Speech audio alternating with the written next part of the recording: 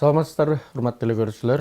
Мына биз адаттагыдай эле сиздер менен Планета программасынан кайрадан жолугуп отурабыз.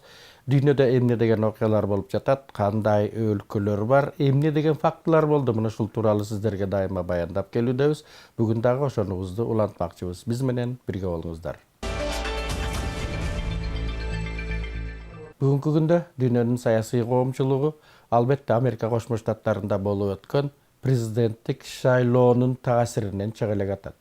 Себеби дегенде көпчүлүк ушул саясат изилдөөчүлөрдөн баштап бир топ өлкөлөрдүн лидерлерине чейин ушундай жыйынтык болоорун эч күтүшкөн эмес. Анткени жеңип чыккан Дональд Трамптын ийгилигине эч ким ишенбей, Хиллари Клинтон жеңип чыгат деп көпчүлүк боло турган саясаттарындагы ошого ылайыктап, ошого ыктап жасап турушкан. Бирок жашоо таптакыр башка нерсени көрсөттү. Мына ошондой учурда бүгүнкү күндө албетте алгачкы шок абалынан чыкса дагы эмне болот, кандай кылуу керек, планета кандай өзгөрөт деген суроолор өтө көп пайда болууда. Айрымдар айтып жатат, албетте Трамп бул келе турган фигура болчу деп. Себеби дегенде бүгүнкү күндөгү орусча миропорядок деп коюшат, дүйнөнүн түзүлүшү, анын деген кандайдыр бир салынган калыбы бүгүнкү күндүн талабына жооп бербей калгандыгындагы айрым эксперттер эч жактан эле баса көрсөтүп келишкен. Демек, Трамптын Америка Кошмо Штаты өңдөнгөн дүйнөдөгү эң ири мамлекеттин башына бийликке келиши бул мыйзам ченемдүү көрүнүш деп айткандар дагы жок эмес. Кандай болгон күндө дагы бүгүнкү күндө биздин жер планетабыз, андагы саясий жашоо өтө өзгөрүүлөрдүн алдында тургандыгы чындык өңдөнүп калды. Себеби дегенде биз каалайбызбы, жокпу, Америка Кошмо Штаттары өңдөнгөн өлкөнүн президенти көп маселени чече алат жана көп маселеге өзүнүн таасирин тийгизе алат.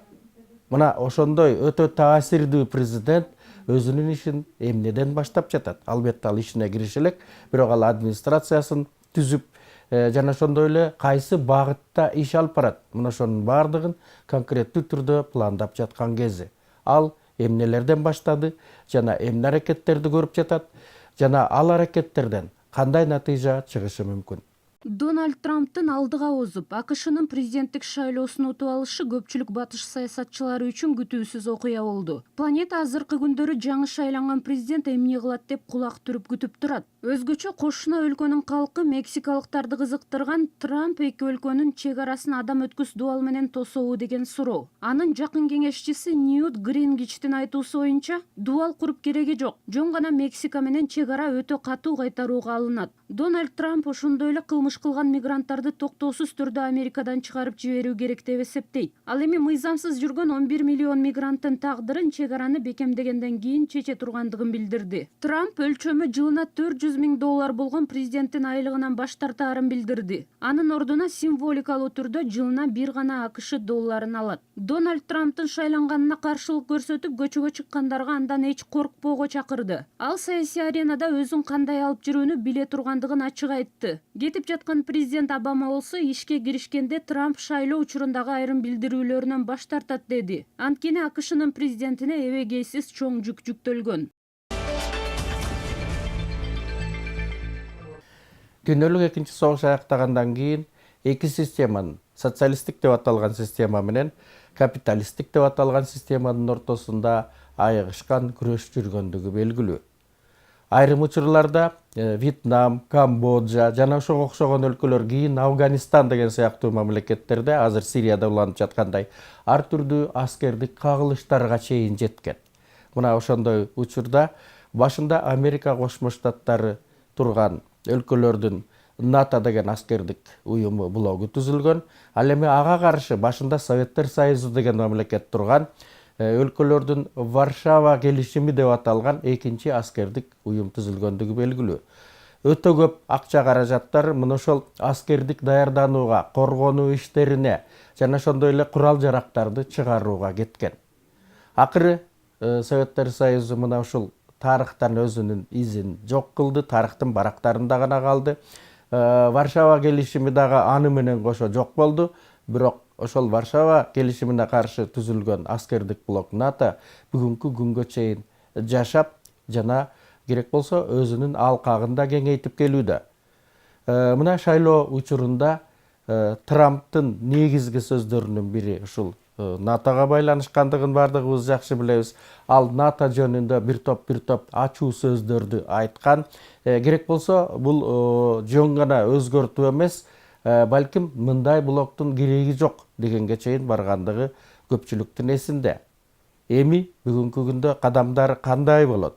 Өзгөчө НАТОга кирген өлкөлөрдүн жана НАТОнун ичиндеги ар түрдүү башкаруу структураларды Дональд Трамптын мындай сөздөрүн өтө коркуу сезими менен да кабыл алгандыгын айрым аналитиктер жазып да айтып да келишүүдө.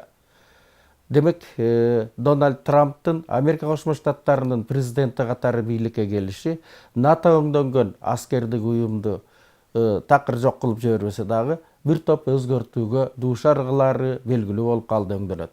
НАТОнун жетекчилиги 2017-жылдын башына дайындалган жыйында артка жылдыруу жөнүндө чечим кабыл алды. Бул окуянын өзөгү эмнеде жатат? Анткени буга чейин НАТОнун баш катчысы Йенс Столтенберг демократтардын талапкери Хиллари Клинтонду ошол жыйынга чакырып койгон эле. Ал да далай саясий төбөлдөр сыяктуу эле Клинтондун утуп чыгаарынан шек санабаса керек. АКШнын жетекчилигине Клинтон эмес Трамп келди. Ал НАТО тууралуу бул аскердик бирикме тарых алдында өз милдетин аткарып бүткөн деп ачык айтты. Бул билдирүү Альянстын жетекчилигин, өзгөчө Чыгыш Европа өлкөлөрүн дүрбөлөңгө салды. Трамп ошондой эле бул аскер блогунда негизги жүктү АКШнын көтөрүп турганына каршы. Бирикменин ар бир мүчөсү өзүнө тиешелүү акыны төлөшү керек. Германиянын коргоо министри Урсула фон дер Ляйен Трампты НАТОнун Россияга каршы катуу позициясынан тайбоого чакырган. Йенс Столтенберг Observer газетасына макала жазып, анда АКШ НАТОнун бюджетинин 70%-ин көтөрүп тургандыгын мойнуна алды. Ошондуктан бирикменин айрым мүчөлөрү өз салымдарын көбөйтүшү зарыл. Дональд Трамптын НАТОга карата кандай позицияда турарын анын ишке кирген маалы гана көрсөтөт. 20-кылымдагы эң негизги саясий окуялар кайсы өлкөлөрдүн тегерегинде жүрдү деген суроого анча-мынча саясаттан түшүнүгү бар адам бирдей жооп берери белгилүү. Ал Америка Кошмо Штаттары менен Советтер Союзу деп аталган мамлекеттин ортосундагы тирешүү бул саясаттын негизги чордонун ээлеп турду деп айтса эч качан жаңылган болбойт. Булардын тирешүүсү бир гана учурда фашисттик Германия согуш ачып, Советтер Союзуна кол салган учурда гана кандайдыр бир келишимге келүү аракети болгон, ошол аракеттен жакшы натыйжа чыккан. Америка Кошмо Штаттары, Улуу Британия жана Советтер Союзу болуп биргеликте фашисттик Германияны жеңишкен. Ал эми андан кийин болсо Россия менен Америка Кошмо Штаттарынын ортосундагы карама-каршылык өтө күчөгөн учурлары дагы болуп келгендиги белгилүү. Акыры мына биз жана дагы бир кайталап айтсак болот, Советтер Союзу тарых барактарынан жок болду. Ошол Советтер Союзунун мыйзам ченемдүү түрдө ордун басып калган мураскер мамлекет аталган Россия менен Америка Кошмо Штаттарынын ортосундагы тирешүү дагы эле болсо уланып келаткандыгы кашкайган чындык. Булар жеке эле экономикада, соода тармактарында гана эмес, аскердик тармакта дагы тирешүүлөрү күч алууда. Бүгүнкү күндө айрым бир аналитиктердин баасына караганда эки өлкөнүн ортосундагы мамиле өтө татаал учурун башынан кечирип жатат. Дональд Трамптын Россия жөнүндө, анын жетекчиси Путин жөнүндөгү шайлоо учурундагы айткан сөздөрү көпчүлүктүн көңүлүн бургандыгы, ал эми айрым аналитиктердин гана эмес, батыштын өлкө лидерлеринин дагы бир топ ойлонууга мажбур кылгандыгы белгилүү жана түшүнүктүү болчу. Албетте айтылган сөз менен аткарылган иштин ортосундагы ажырам бир топ эле болот. Дональд Трамп буга чейинки ошо Россия жөнүндө, анын жетекчиси Путин жөнүндө айткандарын иш жүзүнө ашырабы же жокпу? Бул дагы албетте чоң суроо.